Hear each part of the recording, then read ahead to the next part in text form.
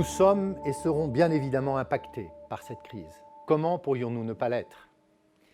Mais au cours des 10 dernières années, nous avons tiré les enseignements de la crise financière de 2009 et nous avons indéniablement renforcé notre résilience.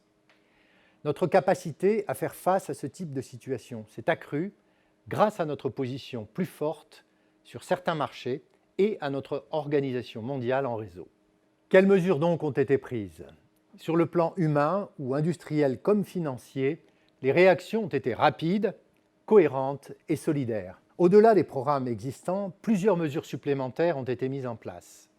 Le renforcement des programmes de contrôle de la trésorerie et des coûts, l'augmentation des investissements d'efficacité, tout en maintenant l'enveloppe globale d'investissement prévue, et le renforcement de la liquidité du groupe avec une émission obligataire long terme d'1 milliard d'euros fin mars 2020.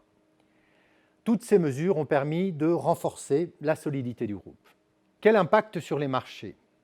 Nous avons pu observer dans l'activité industrielle quelques tendances. Des baisses de volume significatives mais limitées à certains secteurs comme l'acier dans la grande industrie et une activité qui a globalement bien résisté en valeur du fait notamment des clauses de parts fixes contractuelles.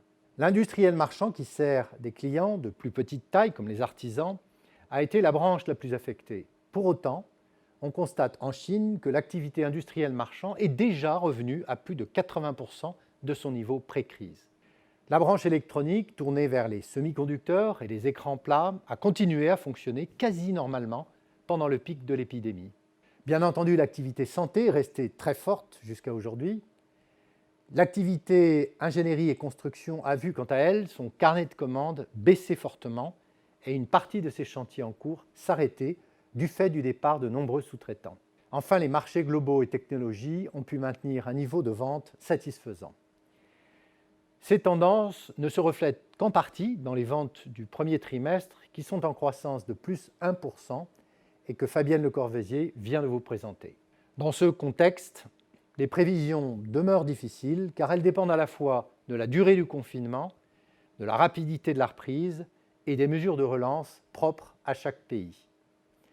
Néanmoins, dans l'hypothèse d'un impact significatif de la crise au deuxième trimestre, puis d'une levée progressive du confinement au début du troisième trimestre, votre groupe est confiant dans sa capacité à augmenter à nouveau sa marge opérationnelle en 2020 et à réaliser un résultat net proche de celui de 2019 à taux de change constant.